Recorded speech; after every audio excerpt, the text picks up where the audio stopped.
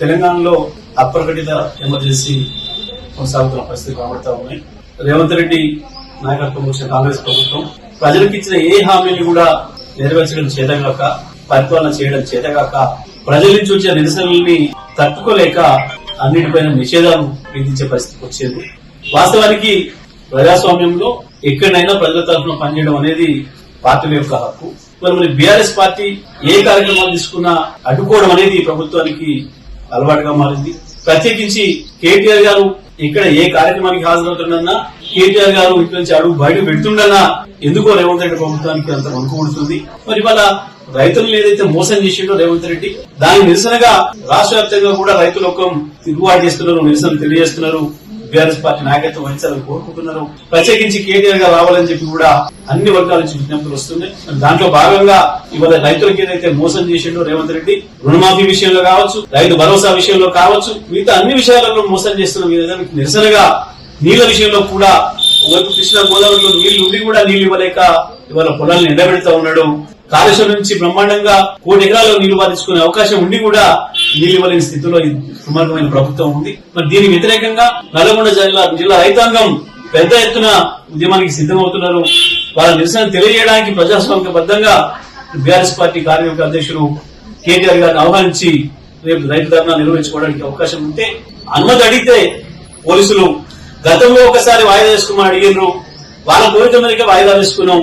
మళ్ళీ వాళ్ళ పనికి మళ్ళీ సాకులు, కుంటి సాకులు చూపిస్తూ మేము ఏర్పాటు చేయలేమని చెప్పి ఇవాళ మేము రిజైన్ చేస్తున్నామని చెప్పి ఇవాళ రేపటి తెలంగాణ ధర్నాను బీఆర్ఎస్ పార్టీ రైతుల తరఫున నిర్వహించే ధర్నా ఏదైతే ఉందో దానికి అనుమతి ఇవ్వకపోవడాన్ని నేను తీవ్రంగా ఖండిస్తా ఉన్నా. ఎట్టి పరిస్థితులలో అనుమతి ఇచ్చి తీరాలి. మా ప్రజాస్వామిక హక్కు. మేము ధర్నా జరిపి తీరుతాం, అందులో సందేహమే లేదు.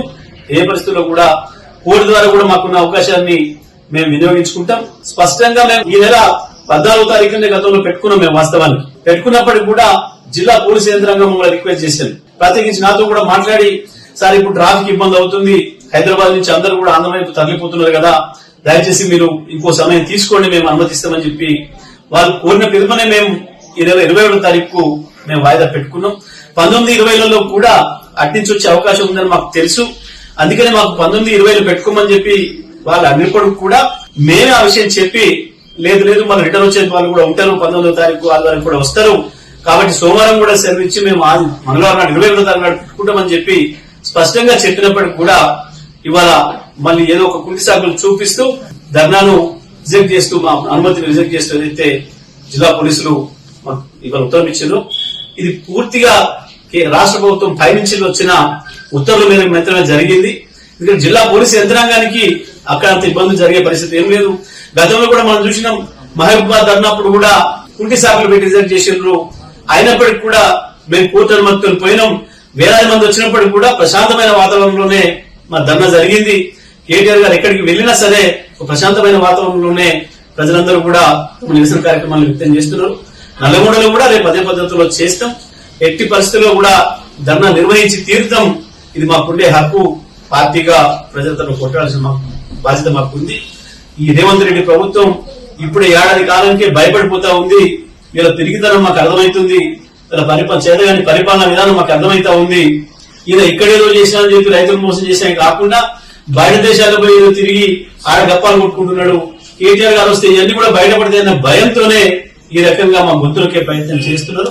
ప్రభుత్వం ఎటువంటి దుర్మార్గమైన ప్రయత్నాలు చేసినా మేము నల్లగొండలో తప్పకుండా రైతులందరూ సమీకరించి దాన్ని నిర్వహించి తీరుతాం.